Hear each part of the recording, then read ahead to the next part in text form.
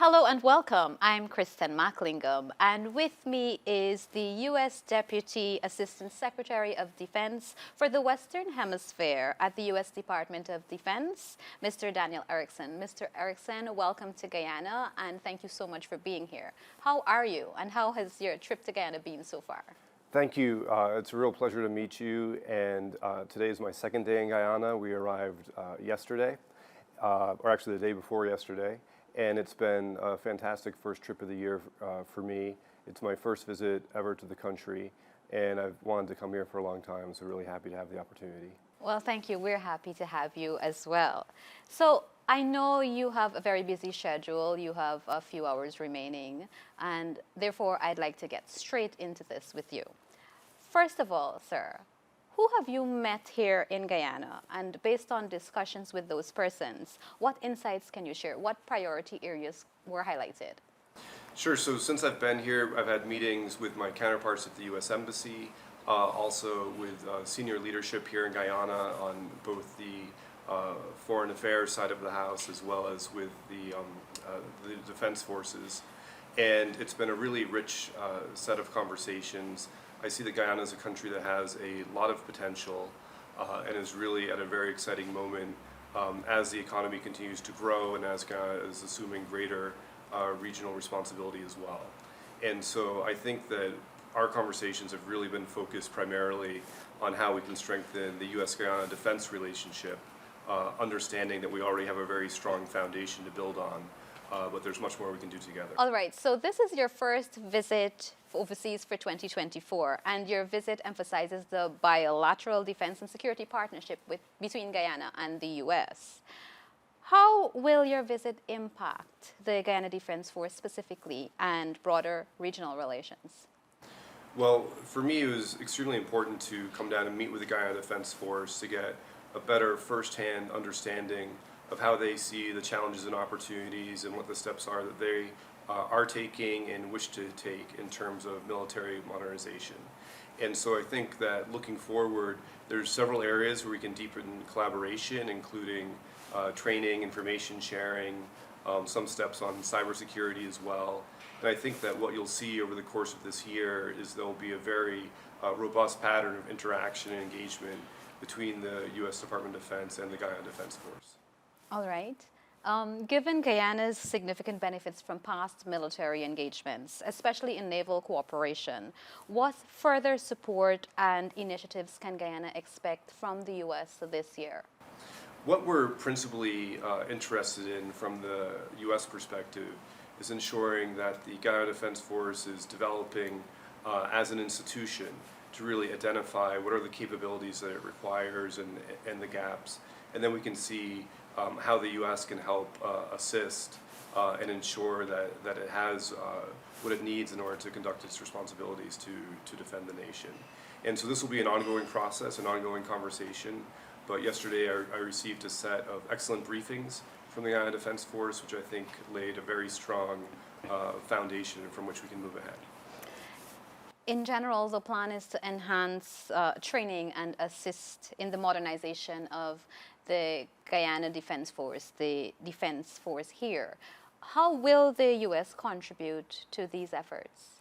I think one of the principal ways we'll contribute is that we have a number of specialized training teams that work with partner countries across the region, and several of these teams will be visiting Guyana in the coming weeks and months and work with their counterparts here to really see how we can deepen the knowledge, the collaboration, and the cooperation in terms of joint exercises. So I think that a lot of this has to do with the transfer of information and knowledge that the Guyana Defense Force can find very helpful. Speaking of deepening knowledge and information, can you elaborate on some of the plans, or maybe one of the plans, to deepen the information sharing and the potential for complex joint and combined exercises in the near future? Sure. Well, one of the areas where I think we've seen a lot of challenges across the hemisphere and in the Caribbean and in Guyana as well relates to cybersecurity. And so one of the areas that we'll focus on is seeing how we can do more advanced and deeper training on cybersecurity to counter cyber threats. All right. So this is another question in terms of transnational threats. In the context of transnational threats like drug trafficking and arms, how do you envision the cooperation between the US and Guyana evolving? Well, I think that this has been a major concern throughout much of the Caribbean, and we see the challenge of countering transnational criminal organizations and illicit trafficking as being one that really requires a whole of government response. And so the Department of Defense can play an important role in terms of strengthening intel cooperation, but of course there's the national security agencies as well in Guyana that can have a very important role to play in this. And so from our perspective, it's extremely important that we as the United States government work across our whole of government with our counterparts here in Guyana. I would also add that in addition to some of the challenges posed by transnational criminal organizations, there are other threats that we see in the region and risks from broader natural phenomena like climate change. And so one of our priorities as well is to strengthen climate resilience among defense forces in the region. Speaking about the Caribbean, President Dr. Mohamed Irfaan Ali has maintained that our region must remain a zone of peace. How do you perceive the current challenges to stability in the region, and what synergies do you foresee for the US, the Guyana Defense Force, and possibly CARICOM in addressing these challenges?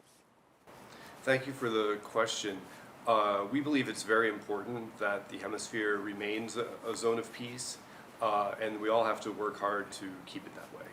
And so one of the things that we're trying to do is to work effectively with all of our partners throughout the region, including Guyana, to ensure that they have the capabilities they need to maintain peace in their countries and respective areas of responsibility, and also ensure that there is a collaborative approach to hemispheric defense across the many countries in the region.